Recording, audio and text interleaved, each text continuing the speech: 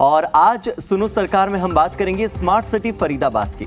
Smart city की सूची में शामिल फरीदाबाद कितना स्मार्ट है और इस स्मार्ट सिटी में कितनी सुविधाएं लोगों को मिल रही है, इस सब की पोल खोलकर रख दी है मानसून की एक बारिश ने।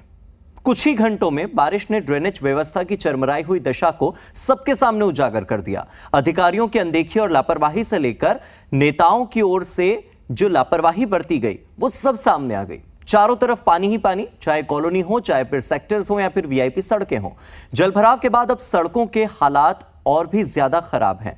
जी मीडिया और खासतौर पर हमारा चैनल फरीदाबाद में ग्राउंड जीरो पर पड़ताल करने के लिए पहुंचा। हमारी टीम ने जो जांच पड़ताल की और हमारे कैमरों ने जो रिकॉर्ड किया, आइए आपको सुनो सरकार में दिखाते हैं। सबसे पहले ये स्पेशल रिपोर्ट।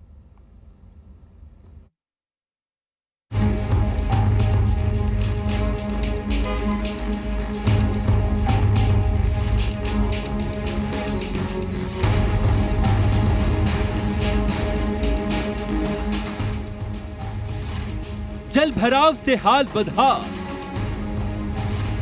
सड़कें भी हुई खस्ता हाल। समस्या देख उठ रहे सवाल, क्यों जनता का जीना मुहाल। सड़कें दोबारे तौबा। फरीदाबाद एक ऐसा शहर जो स्मार्ट सिटी की श्रेणी में भले ही शुमार हो, लेकिन यहाँ व्यवस्थाएं अपनी दुर्गति पर आज भी आंसू बहाती हैं। कहते हैं कि समस्या इतनी ताकतवर नहीं होती जितना हम उसे मान लेते हैं। समस्या बड़ी तभी बनती है जब उसमें लापरवाही, अनदेखी, ढुलमुल रवैये का समावेश हो या फिर समस्या के आगे घुटने टेक देना। फरीदाबाद में व्यवस्थाओं की रियलिटी चेक में हालात बद से बदतर नजर आए, मानो व्यवस्थाएं अपनी बदहाली पर आंसू बहा रही हों। ड्रेनेज सिस्टम की सफाई पर ठीक से प्रशासन ध्यान नहीं दे पाया, जिसके बाद मानसून की बारिश ने जल भराव की स्थिति पैदा कर प्रशासन को आईना दिखाते हुए आम जन की परेशानी भी बढ़ा दी। वहीं जल भराव के बाद जिन सड़कों की हालत पहले ही खस्ता थी, वो और भी जर्जर हाल में पहुंच गई। वैसे तो बरसात के कारण शहर की कई सड़कों की हालत खराब हो गई है, जिस पर चलना लगभग दूभर हो गया है। लेकिन आज जिस सड़क की हम बात कर रहे हैं, वो सड़क sector 3, sector 4, sector 7, sector 8, sector 9 और सेक्टर 10 को जोड़ने वाली मुख्य सड़क है। यहाँ तक कि उस सड़क पर प्रदेश की टेक्निकल यूनिवर्सिटी बीएमसीए में पढ़ने वाले छात्र और शिक्षक रोजाना आवागमन भी करते हैं। इस सड़क पर सरकारी ईएसआई और शहर का बड़ा निजी अस्पताल भी मौजूद है। यहाँ से रोजाना डॉक्टर, मरीजों और उनके परिजनों का आवागमन होता रहता है।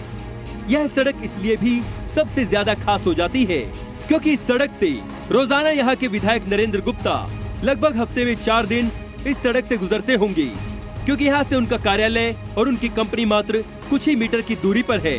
तो वहीं प्रदेश के कैबिनेट मंत्री एवं बल्लभगढ़ से विधायक मूलचंद शर्मा का इस सड़क से रोजाना कम से कम 8 से 10 बार निकलना होता है, क्योंकि उनका कार्यालय इसी सड़क के साथ मौजूद है, वो भी चंद कदमों की दूरी पर। ऐसे में इस सड़क पर दिखने वाले गड्ढे प्रशासन की कार्यप्रणाली पर सवालिया निशान खड़े करते हैं।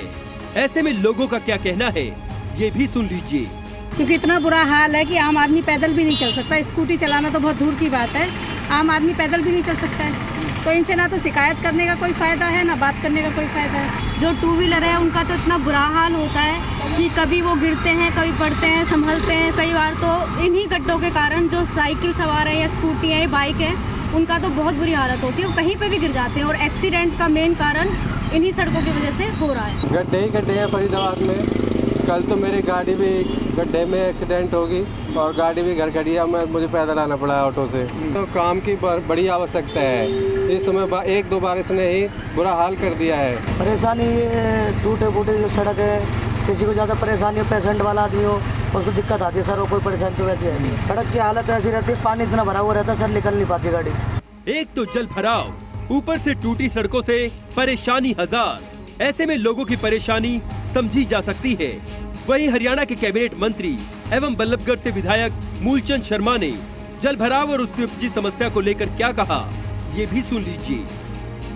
मैं मानता हूँ मीटिंगों से काम नहीं चलेगा, धरातल पे काम करना पड़ेगा। और जो अधिकारी हैं को मना थोड़ी करा किसी को, भाई मानसून पे आएंगे तभी काम करेंगे। जुलाई में कर लीजिए, मई में कर लीजिए, भाई कोई काम कर लेंगे तो सब लाभ है। काम करना ही, मीटिंग तो अलग है, मीटिंग तो एक प्रक्रिया है, काम तो करना पड़ेगा ना। और 1 महीना पहले जून तक साफ हो जाना चाहिए। गर्मी के मौसम में ये नाले साफ सफाई, पानी की निकासी, ये सब दुरुस्त होने चाहिए। मंत्री जी, जनता का भी यही कहना है कि बैठकों से काम नहीं चलेगा, अधिकारियों को धरातल पर काम करना होगा। अगर समय रहते ड्रेनेज सिस्टम की सफाई कर दी जाती तो ना तो जल भराव की नौबत आती, ना ही सड़कों की हालत चरमराती और ना ही लोगों को यूं समस्याओं से रूबरू होना पड़ता। सोचने वाली बात है, अगर मंत्री जी और विधायक जी के आवागमन करने की सड़क का ऐसा बदतर हाल है तो और सड़कों का क्या हाल होगा, ये बड़ा सवाल है। फरीदाबाद से अमित चौधरी की रिपोर्ट, ज़ी मीडिया। इस रिपोर्ट को देखने के बाद ये कहने में कोई गुरेज नहीं करूंगा कि फरीदाबाद को भले ही जबरदस्ती स्मार्ट सिटी का तमगा पहनाने की कोशिश की जाती रहे, लेकिन शहर स्मार्ट ऐसे नहीं होता है। स्मार्ट शहर तब होता है जब वहां पर अच्छा इंफ्रास्ट्रक्चर होता है, वहां सड़कें अच्छी होती हैं, वहां पर विकास होता है। लेकिन फरीदाबाद की एक ऐसी सड़क हम आपको दिखाने जा रहे हैं जो कि कोई सामान्य सड़क नहीं है, बड़ी खास सड़क है। VVIP रोड है ये, जो न सिर्फ कई सेक्टर्स को आपस में जोड़ती है बल्कि उस सड़क से फरीदाबाद के विधायक नरेंद्र गुप्ता से लेकर कैबिनेट मंत्री मूलचंद शर्मा तक गुजरना उनका होता है। बावजूद इसके सड़क की हालत चरमराई हुई है।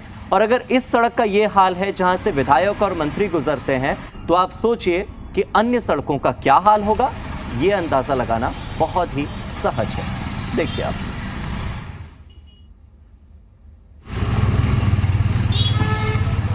दावे करता है कि आने वाले सालों में बरसात के बाद समस्या नहीं होगी, पब्लिक परेशान नहीं होगी, लेकिन जिस तरीके से इस बार की मानसून की बारिश ने लगातार पब्लिक को परेशान किया हुआ है, सड़कों पर जल भराव की समस्या देखी जा रही है और फरीदाबाद में कहीं ना कहीं नावें भी चलती हुई नजर आ रही हैं। इस समय हम जिस सड़क पर मौजूद हैं, यह कोई आम सड़क नहीं है। यह वो सड़क है जो फरीदाबाद में सेक्टर 7 को जोड़ती है, यह वो सड़क है जो सेक्टर 8, 9, 10 को जोड़ती है और यह और भी महत्वपूर्ण हो जाती है क्योंकि इस सड़क पर मौजूद है प्रदेश की टेक्निकल यूनिवर्सिटी, जिसे हम सब YMCA के नाम से जानते हैं। इस सड़क पर कनेक्ट होता है ESI हॉस्पिटल और एक प्राइवेट बड़ा अस्पताल, जो लगातार रोजाना मरीजों के लिए यहाँ आने जाने का यहाँ पर मुख्य प्रमुख सड़क है। यह सड़क इसलिए भी सबसे ज़्यादा महत्वपूर्ण हो जाती है क्योंकि इस सड़क पर मेरे लेफ्ट साइड पर जो कार्यालय है वह है कैबिनेट मंत्री मूलचंद शर्मा का और मेरे राइट साइड पर लगभग 500 मीटर दूरी पर यहाँ से विधायक नरेंद्र गुप्ता जी हैं। जी, हम मौजूद हैं फरीदाबाद विधानसभा में। आप देख सकते हैं यहाँ के नज़ारे, बड़े बड़े गड्ढे, पब्लिक यहाँ परेशान हो रही है। मैं तो देख रहा हूँ जब भी बरसात होती है, शुरू होती है, और हर बार ये समस्या सामने खड़ी होती है। और मैं देख रहा हूँ कि आदरणीय माननीय मंत्री जी का, कैबिनेट मंत्री, उनका भी यही सामने ऑफिस है, आगे जाके विधायक जी का भी, लेकिन ध्यान नहीं दे पाते हैं। जबकि हमारा जो हिंदुस्तान में राष्ट्रीय सड़क बढ़ रही है, अच्छी सड़कें बढ़ रही हैं, लेकिन ये लोग अपने सामने जो गड्ढे हैं उनकी तरफ ध्यान नहीं दे पा रहे हैं। मेरा निवेदन होगा इन सबसे कि इसका भी ध्यान रखकर पब्लिक को असुविधा का सामना करना पड़ रहा है, गिरे जा रहे हैं लोग। इन सरकारों में कम से कम ये सावधानी बरतती है, तो उनको चाहिए कि ये गड्ढे यहाँ कब से हैं? तो मैं तो देख रहा हूँ कि बरसात जब से शुरू हुई है गड्ढे नजर आए, उससे पहले भी थोड़ा सा गड्ढे थे, लेकिन बरसात से ज़्यादा फैलते चले जा रहे हैं गड्ढे। गड्ढे हैं, क्या कहेंगे जी? गड्ढे हैं तो भरा जाना चाहिए, भरा जाना चाहिए सर, भर जाने चाहिए। हाँ। क्या समस्या आती है? समस्या सबको दिक्कत होती है। ये तो फरीदाबाद में हमेशा शुरू से ही रहे हैं। अच्छा। हाँ, ये गड्ढे नहीं जाएंगे फरीदाबाद के, कहीं भी चले। क्यों नहीं जाएंगे? आप यहाँ पर कैबिनेट मंत्री का यहाँ पर कार्यालय है, विधायक जी यहाँ पर हैं। उससे कोई फ़र्क नहीं पड़ता फरीदाबाद में, चाहे कुछ भी हो, कहीं किसी के घर के आसपास यहाँ पे काम नहीं होता फरीदाबाद में। गड्ढों का तो शुरू से ही रहा है, कहीं भी आप चले जाओ गड्ढे मिलेंगे। और 15 सेक्टर जैसी रोड को भी 2 महीने से बंद कर रखा है, उस पर भी काम नहीं हो रहा है। एक साइड से बंद कर रखी है, 15 जो 16 को जाती है। हमारा इसमें एक्सल टूट चुका है, कम से कम 1400 रुपये खर्च हुए।